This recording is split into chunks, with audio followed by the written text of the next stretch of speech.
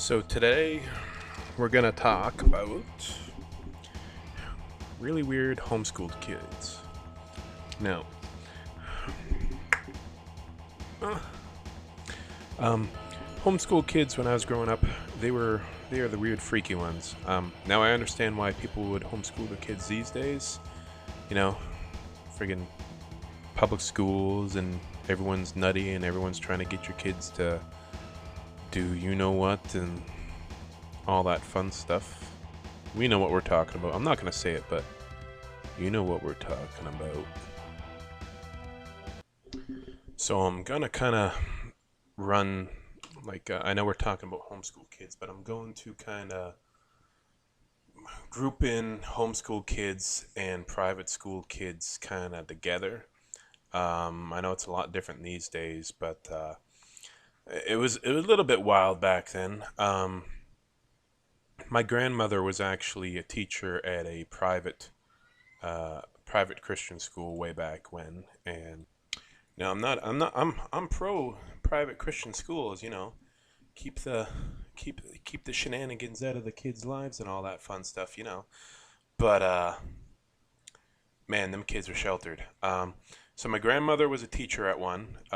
She was an angel, as far as I know. I only met her when she was like 60. But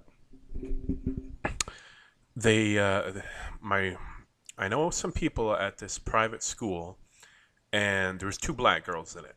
They were twins, and they had no there was no issues or anything like that, but they had dreadlocks, and everybody in the school called them the Predator Twins.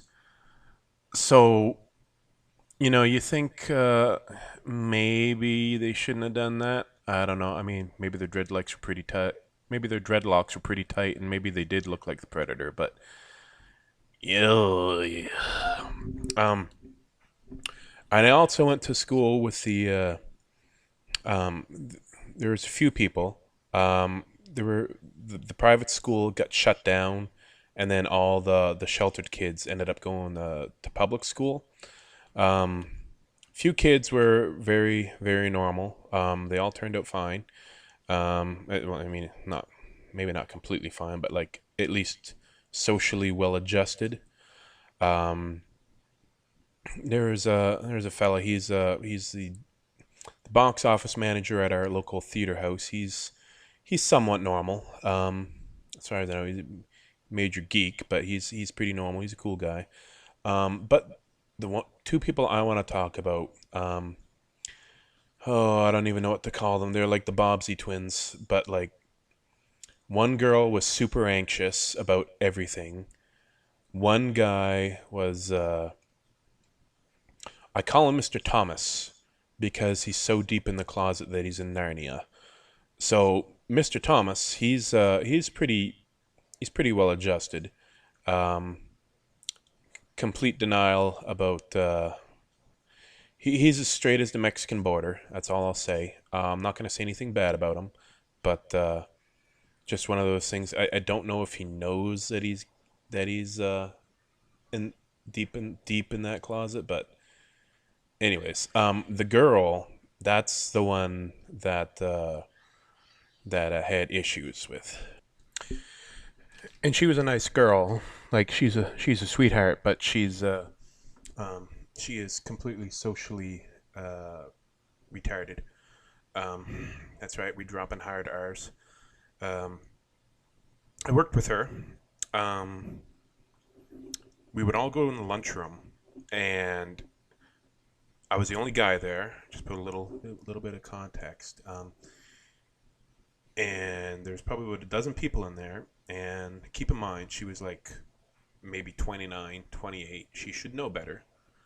Um, she flat out asked us as we were all eating lunch. She was like, "Do any of you girls get clear discharge in your vagina?" And I was like, "No, ma'am, I don't." Um, she just flat out asked it. She's like, "Yeah, it gets real sticky in between my fingers." And I was like, and she also asked before she got married, um, Not even kidding. This is complete. This is 100% verbatim what she asked. She was like, um, "Guys, is if you do butt stuff, does it still make you a virgin?"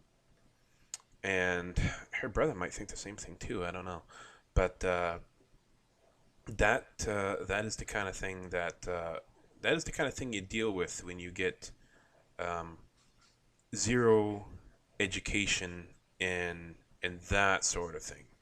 I mean, I don't think you should teach kids some of the nasty stuff they teach today, but like at least have a basic knowledge of how things work, I guess. So you're not like, I don't know, like a level 5,000 Mormon or something like that. But yeah, that's how those two reacted. Um, a couple other kids that I went to school with. We'll call him Ishmael because he had a very super biblical name. He was pretty cool. He was blind in one eye, but like he would he made the basketball team and all the sports stuff, which is pretty good considering that the only sports that they had in that church were probably like past the communion plate or sword drills. Well, that's like when you stand up and you have to read the Bible real quick, or the pastor will will be very very upset at you. Um, Me and all that, he was a little bit sheltered. Like one time we all went to Subway on our lunch break, and he'd be like, maybe he just never went to Subway before, or maybe he never actually ordered his own food before. But like, yeah, how much does a sub cost? And we were like, well, it depends what you want to get. It was like, oh, what kind of sub can you get? I was like, well, there's a menu there, buddy. And he's like, oh, what's on the menu? I was like, well, you can read it. So I think maybe his parents kind of did everything for him. I'm just gonna go ahead and guess that that's what they did. But yeah, no, we had a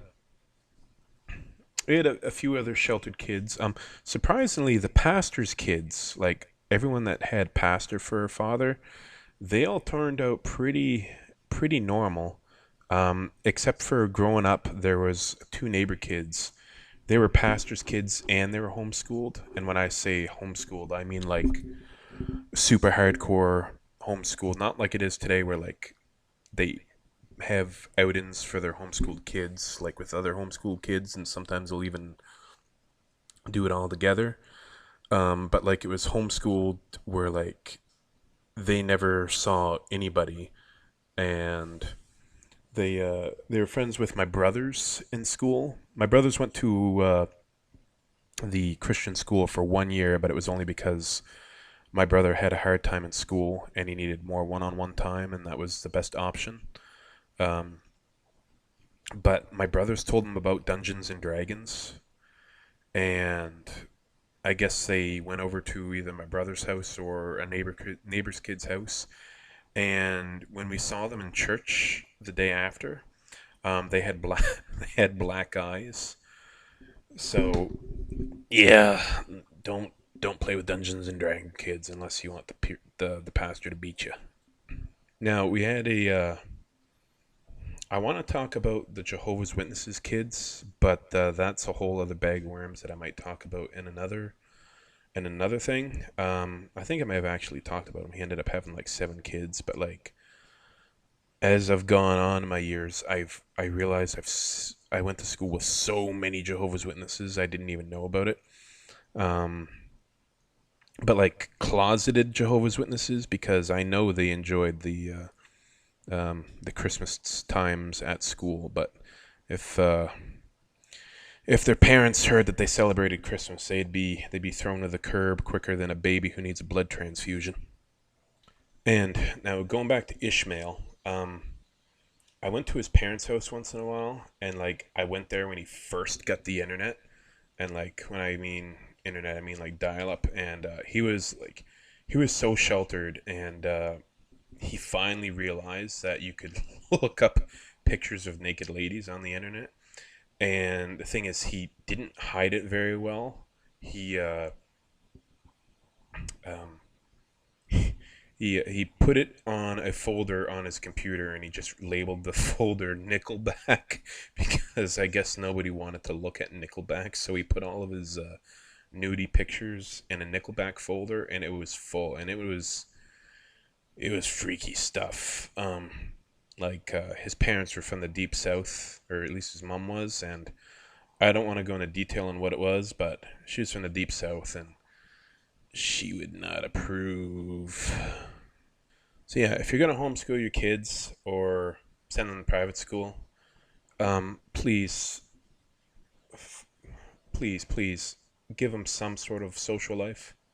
Don't don't keep them locked up in their bedroom reading scripture all day because well, reading stuff is good and all. You're gonna mess them up. Yeah. See ya.